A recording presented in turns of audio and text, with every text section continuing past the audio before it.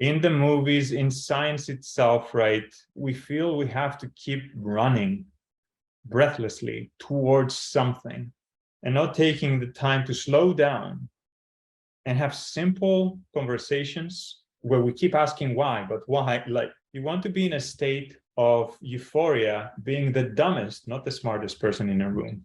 Yeah. That is so exciting when you can finally be happy, just be and learning and like providing some challenges that can refine the idea and the conversation.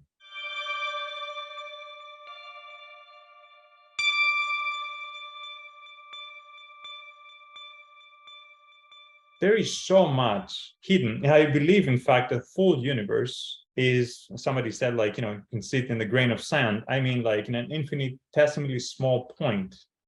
The full structure and complexity of the universe is because of our point of view, not because of something intrinsic in the universe itself. It is pluripotent. Like a stem cell, it can give you any answer you want if you know how to ask in the right way.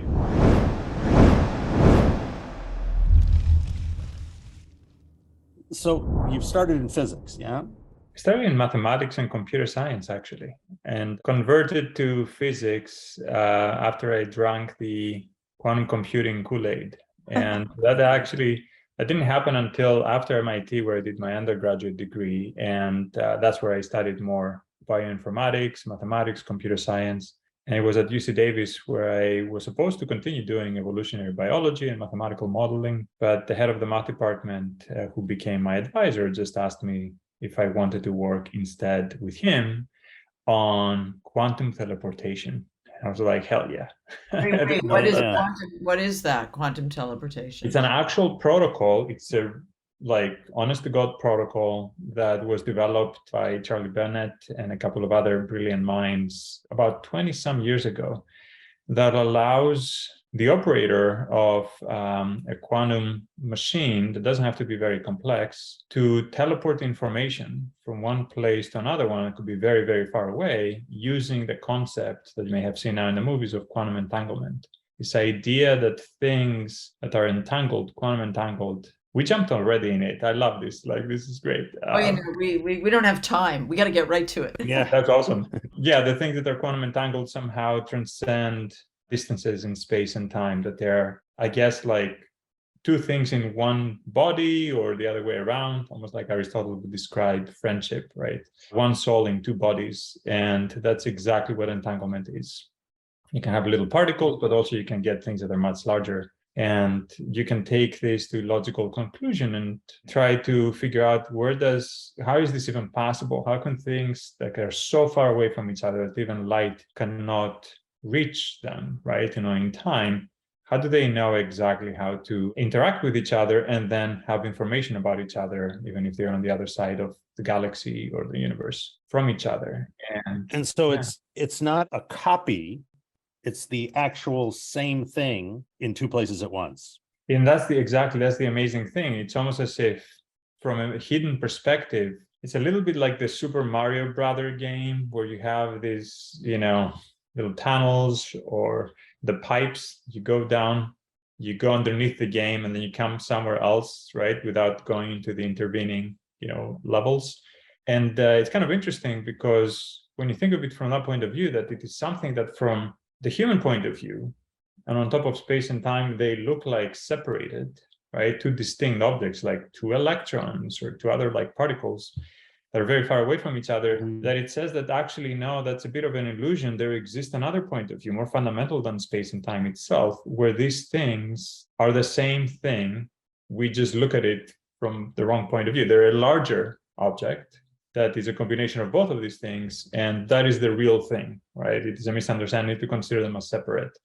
So you're studying math, you're studying bioinformatics, you're studying computer science, and now you're a physicist. Yeah. So what happened? Did you figure that the physics were fundamental to the computer science to make algorithms that make sense? You decided to study more in the physics realm? I think I fell in love with it because of the movies, actually, because of Star Trek. And that's why I ended up switching, even though there is no real teleportation in Star Trek. Maybe now they're getting serious because they have some brilliant science consultants on there.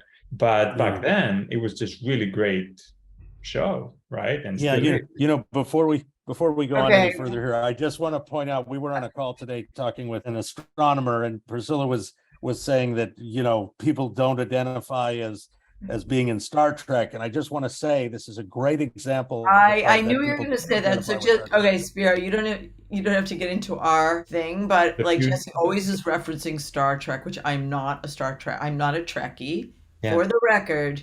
Because she hasn't given it a chance, because everybody's a Trekkie. No, but the thing is, it is perfect. This person, we won't mention his name, is an esteemed, lauded Harvard professor who is doing extraordinary work. And so it did come up, and I pushed Jesse. I said, no, Jesse, that's not the audience. But now you've just ruined my...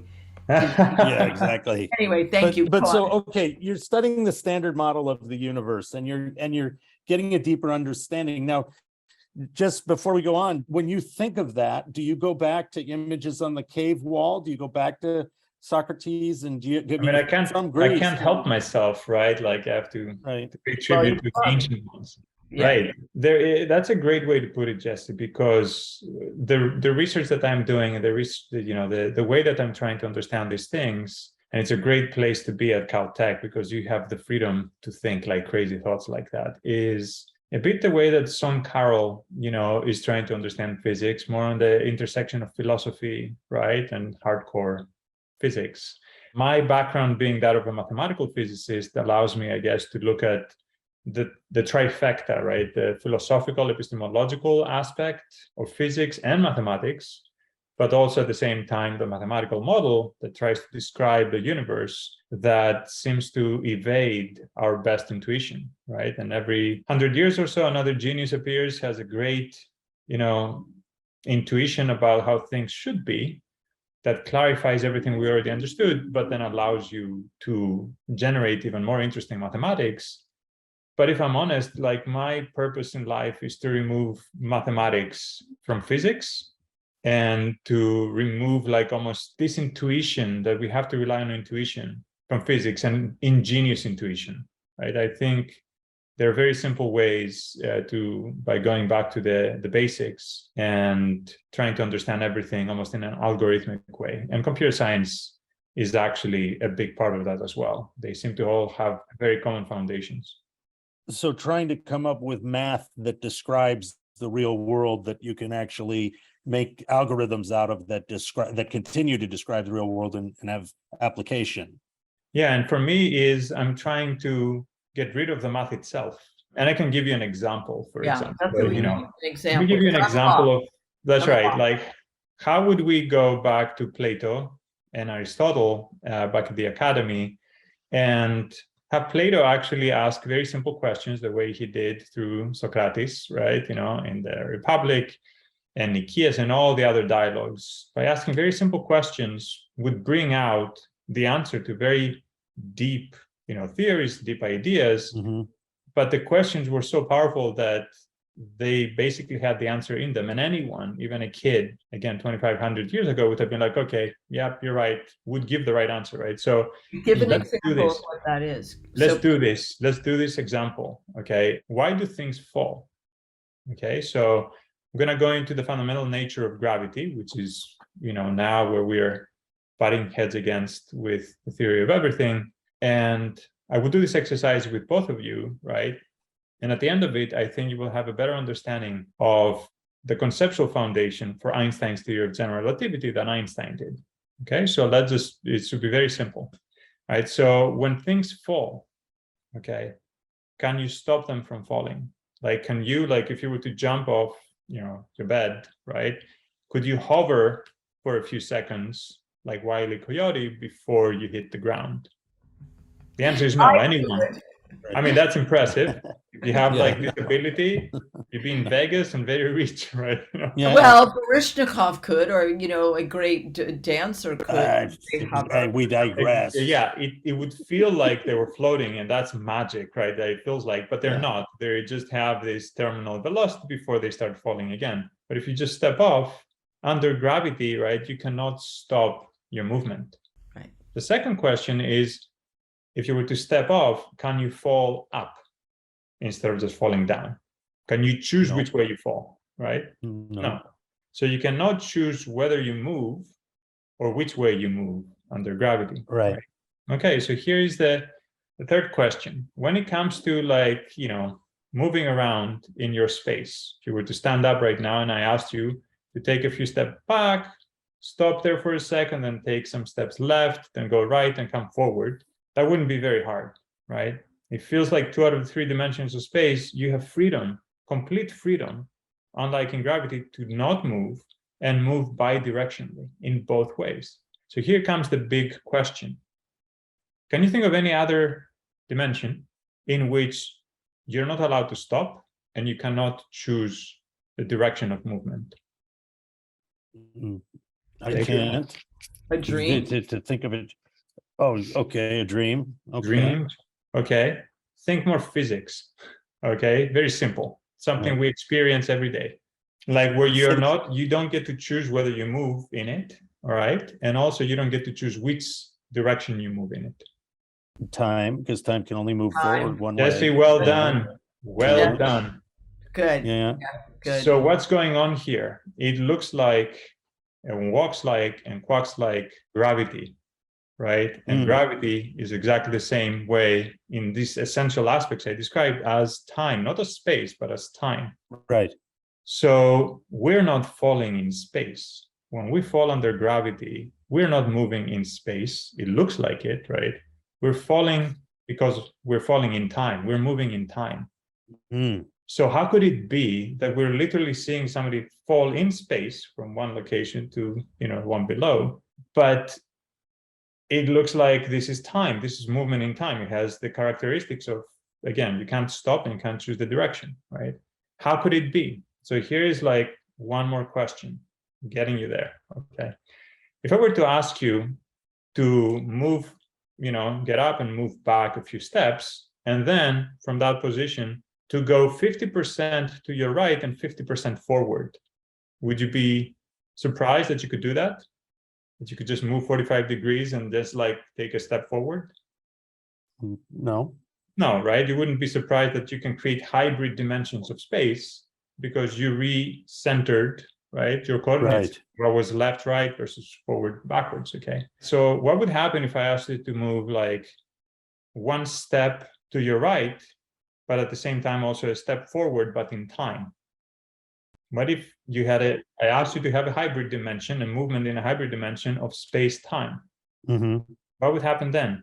Say it was 50% seconds, another 50% meters. You're going to move in both the same way that you move like back and forth. As long as you're moving forward, you could do it, right? Right. But the moment that somebody asks you or something compels you to move now in a synthetic dimension of space-time instead of space-space, right? What would it feel like if you were to move along this new synthetic dimension? As we said before, space, you can do anything you want. You can go back and forth or not move, right? In the part of that dimension that is made up of space, okay? Right. That essence. But what would the time component make you do? Well, it would only move forward. So you could not exactly. You could not even stop it. It would compel you like a tractor beam from Star Trek. Yeah. To move, right? And when you see that in space, like in a direction where gravity is not supposed to apply, it literally feels like a force is pulling you towards something, and you're like, what just happened, right? I did not move, and why am I being pulled? I cannot go back. That is exactly what is happening with gravity. You're moving along a synthetic dimension between time and space.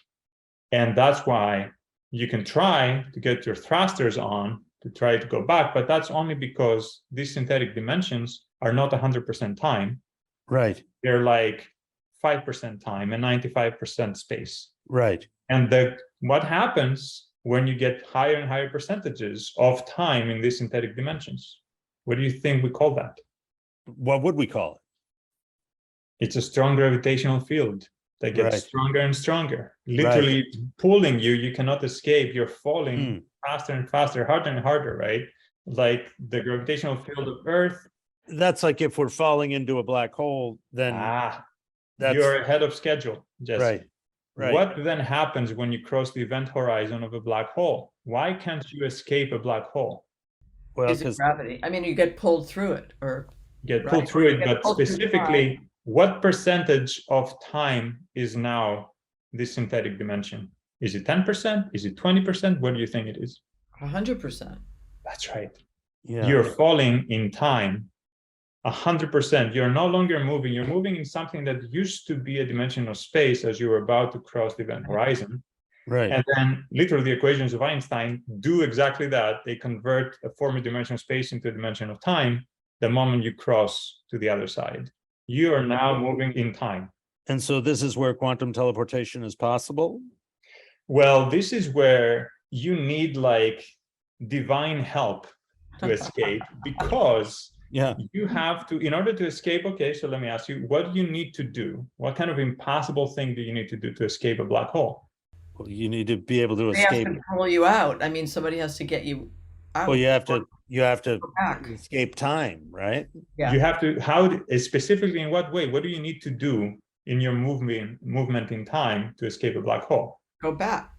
Yes, you literally have to go back in time. Yeah. That's the only way to escape a black hole.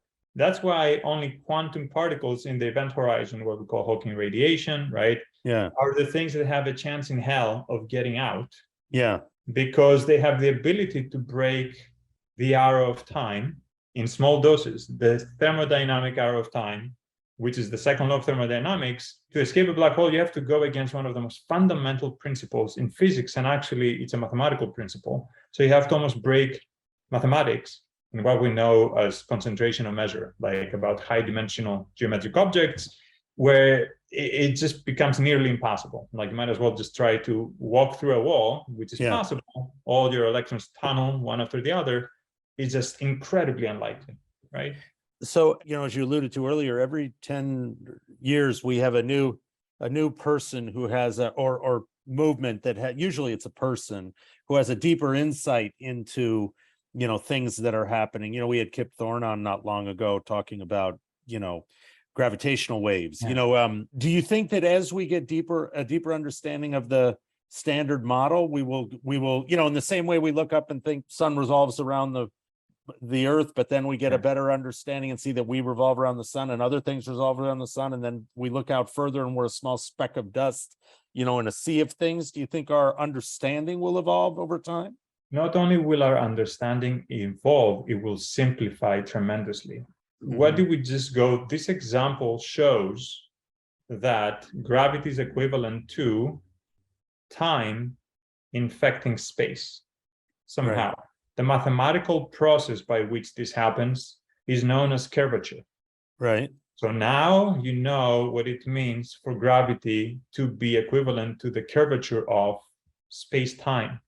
Curvature is this mathematical notion that you may be moving forward at all times on top of something, right? Like the Earth. Let me do this as well, okay? You start from the North Pole, always facing forward, going all the way to the equator. Right. And then still looking forward, almost like strafing, you go a quarter around the Earth and then back up to the North Pole. Right. Well, those are all straight lines is what you're saying. I know, but I'm trying to say something here, that even though you start facing forward, by the time you're done, and at no point have you stopped looking forward, right? At no point have you changed, right? Where you're looking. By the time you're done with this, like 3 parts of your journey, you will now be looking to your left. And imagine that this forward motion is the direction of time. And you're moving through a space-time that looks like the surface of a sphere, and you're moving through it. And by the time you come back, all of a sudden, what used to be a dimension of space, what used to be to your left, is now actually what is time. Right. That is exactly what happens when you go inside of a black hole, basically. Right. You turn a dimension of space into time and vice versa. So Interstellar, makes an attempt to make all of the physics real, as if you were experiencing something in a real way. In the Marvel Cinematic Universe, is the reflection of these physics the same? Because sometimes it goes so fast, I can't tell whether there's like things, like I'm wondering, like, well, are we saying we're looking beyond the origins of the universe? So like, how are you thinking about the Marvel universe? I will say this, no movie has ever come even 5% close to what is really going on. No movie. Right. Including Interstellar, which is Yeah. one of the best movies that has tried in the best way. No movie. Marvel, not even close to that. And Right. I'm the consultant to some of these movies, right? I know. I think there's a deeper conversation and a longer conversation about why. And is there like, because it's not necessary, or because it's not easy, or because of some simple Hollywood bureaucracy, right? Where things are done a certain way?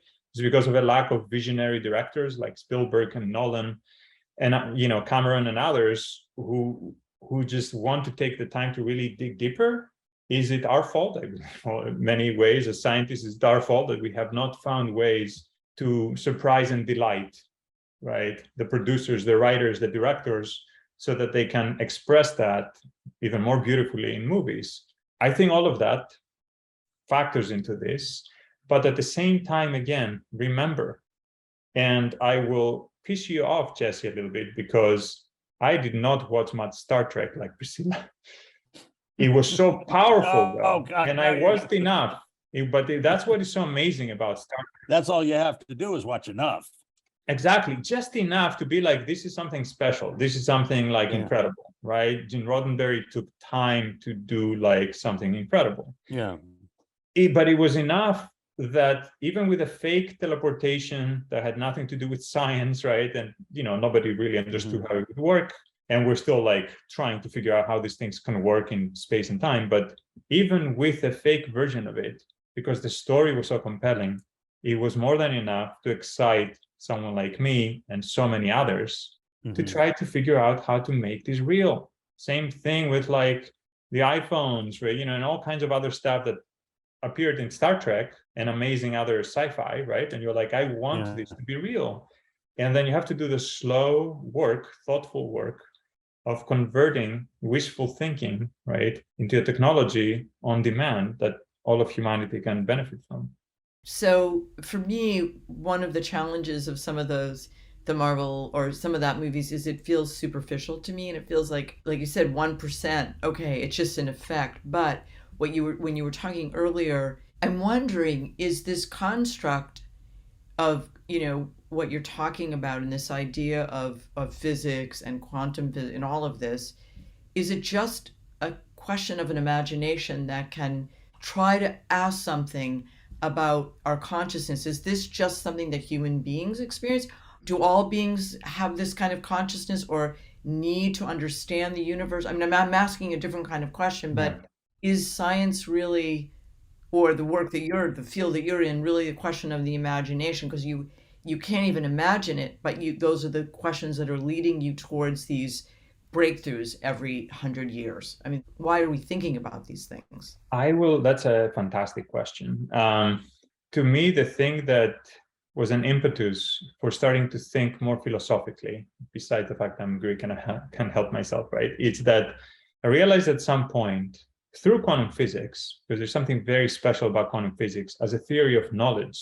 It's not just a theory of physics, right? It's so powerful because it's a framework of knowing, of how to know things outside of space and time. When I understood and captured some of the mathematical foundations of it, then I started questioning, why were those specific definitions, right, the foundations in mathematics themselves, let alone whatever they're supposed to express and represent as quantum physics? Where did that come from? What questions was humanity unknowingly trying to answer? And then it turned out, because we are embedded, as we question these things, in this physical realm that creates intuitions and desires, that we ended up adding a bunch of these things, even in the most abstract versions of mathematics. If you dig enough, then you get to see in the axioms, in the self-evident truths, you get to see humanity reflected back. Right. These are some of our deepest, most like important desires, that even though we pretend that we transcended all of this, you know, and we just want to know abstractions, no, at the core of some of the most fundamental definitions in mathematics is humanity's desire to know, and inability, more importantly, to really know in the way that we really want to. And we encode this inability in these foundations of mathematics and then physics and computer science.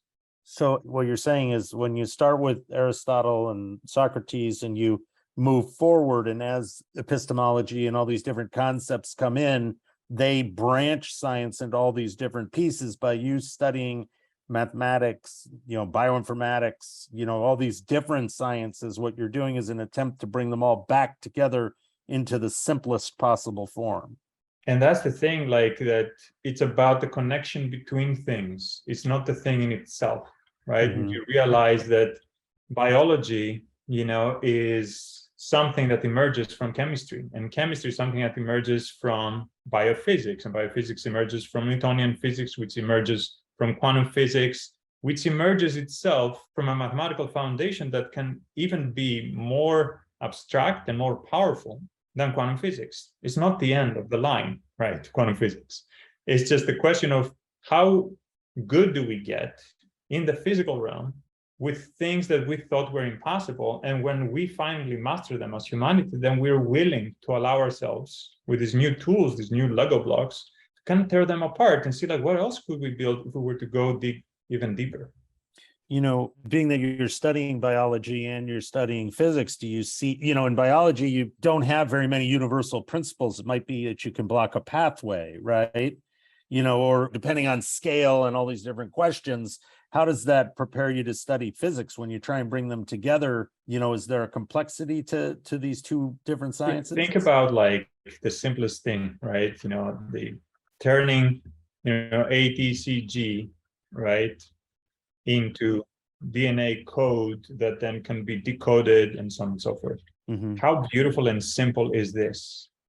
Well, it's beautiful and simple once you understand that there's a spiral and not a exactly shape. But that's exactly what we're trying to do with physics and mathematics. We're trying to figure out what is the DNA of each of these sciences. Mm-hmm. Because when you do that, you have clarity. You have like almost infinite clarity. Then anything goes, and what becomes then complex is putting things together in new and interesting ways. Mm-hmm. Even though we know how to manipulate so many things at the most fundamental level, it is how do you reconnect them in new ways that were not thought of before to create miracles, right? Like seeing the old with new eyes. And that's what mathematics, I believe, and meta-mathematics, like the epistemological foundations of mathematics, the true human desire, mm-hmm. is what it allows you in the end to play the odds and win, even though it was supposed to be 1 in a trillion, because you change your point of view and all of a sudden what used to be an impossibly unlikely event becomes something that you can get on demand. Like this conversation we're having now, right? That's telepathy. Mm-hmm. We're like telepathically communicating across distances that, Another thing Jesse and I argue about. Yeah. Now, telepathy. Now, neuroscience. Do you you're observing the universe from one single position that you're sitting. You're inside this body. So, how do you think about neuroscience and some of the ways that we, for some of us, reality has lots of heads. It's very complex to navigate. So how do you think about neuroscience as it applies to physics? There is some fantastic work, I think, that started with Penrose, because you're a very deep thinker, obviously, but he tried to find signatures, right, shadows of quantum phenomena and effects within the mind, right? Personally, I don't think that was the right path, but I believe that it was also, when you open a door and you're a pioneer, you're allowed to do anything you want, all right? As long as you open that door and give enough gravitas, right, to this idea that then others can say, well, wait a minute, what can I learn? And this is the story of science, right? What can I learn from the things that didn't work and the things that worked? And how can I advance it? How can I go a little bit further? And there is work now by Matthew Fisher at UC Santa Barbara, where he goes even deeper and uses principles of quantum information theory and quantum computing to find that if there is going to be some quantum computing happening in our brains, right, quantum consciousness level, then it may be at the level of ATP, which is also, how we get energy from the body. And when this ATP breaks, the triphosphate to diphosphate molecules, these molecules, if they're in a particularly interesting entangled state, then the rate of a particular reaction happens much faster because they're shielded from the environment. So this reaction happening much faster means also that oxygen and calcium can go around these phosphate molecules, shield them even better, right, from the environment is trying to break their quantumness. And then they separate, they diffuse through the brain, but the entanglement between the original phosphate, molecules is maintained and is shielded, almost error corrected.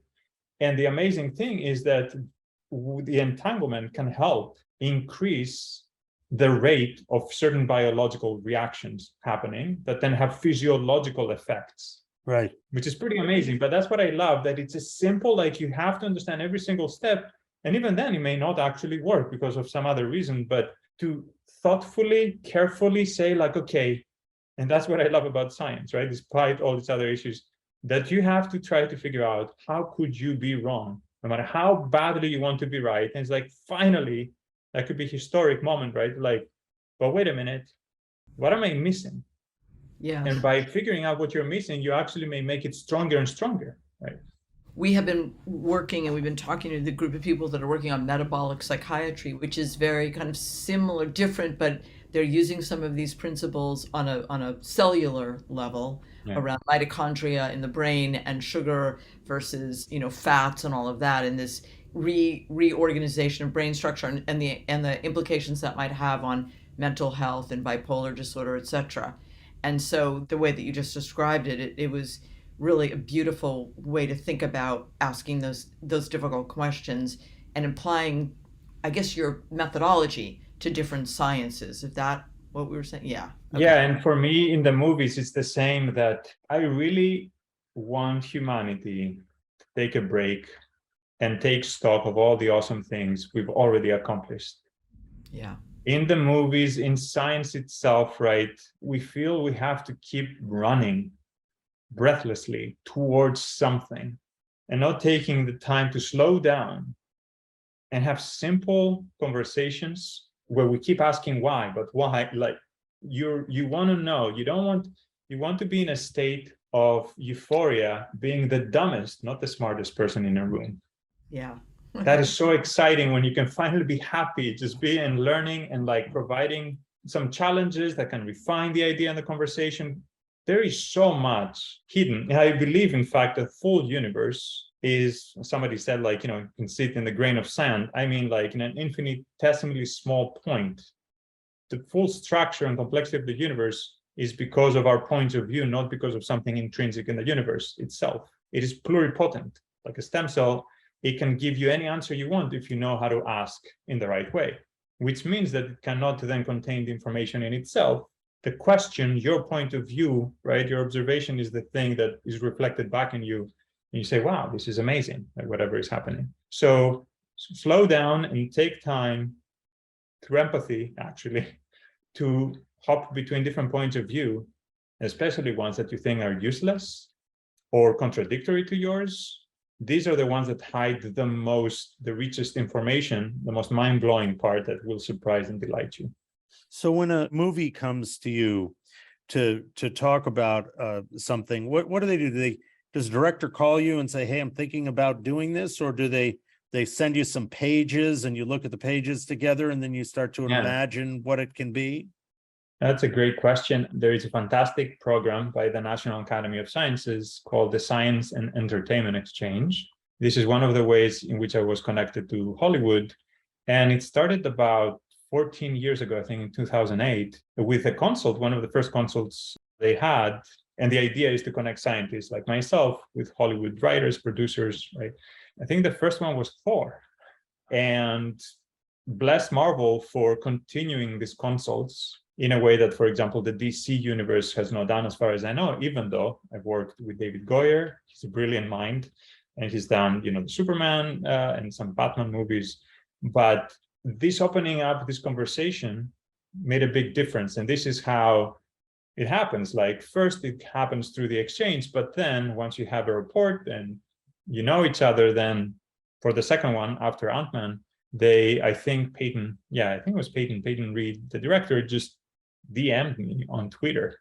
They say, hey, can you come in? We have questions for you. I was like, okay. And Then I found out it was about Ant-Man and the Wasp, and I did sit down for an hour or two with the writers and other creatives in that room. I was at Disney Studios, and then they sent me the script, which was unheard of. I wasn't expecting them to do that because Marvel, and we worked on some lines together. And that was a lot of fun. You know, so there's working on dialogue, which is one thing, but when you have, you know, Ant-Man has a different idea of scale than and rules than say Thor, right? Yeah. So it's not a consistent set of rules, but when you're thinking about it, do you say, okay, well, look, you know, these are a set of rules that you could make your story development by, not related to the actual dialogue? There is, I mean, when things go smoothly, then you can bring all of that to a place where it becomes part of the dialogue itself, not just what you're seeing, right? Or equations on the boards and whatnot. And that's what I love about working with Hollywood when things go well, that the writers and the producers have enough faith in me as a scientist, but as a creative as well.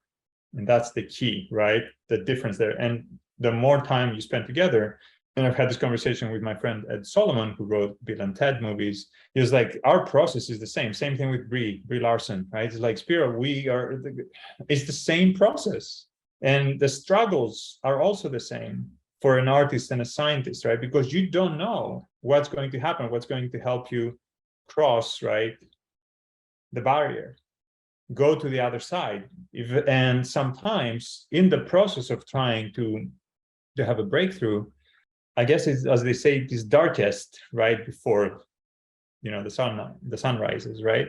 And it feels exactly like that. Some of the worst times of my life was when I was working on really difficult problems in mathematical physics, and you have no idea. It's not like you have your progress bar on your computer and it says like, okay, you've been 75%, okay? You just need to make the other 25%, you have to work hard. No, it feels like you're at 1 or 2%, mostly because wishful thinking, you feel you've done nothing, right? But then maybe a month or two later, you have the breakthrough because of all the work you put together, because you have, again, it's true what they say in your sleep or shower or taking a walk, and then all of a sudden you're like, things come together.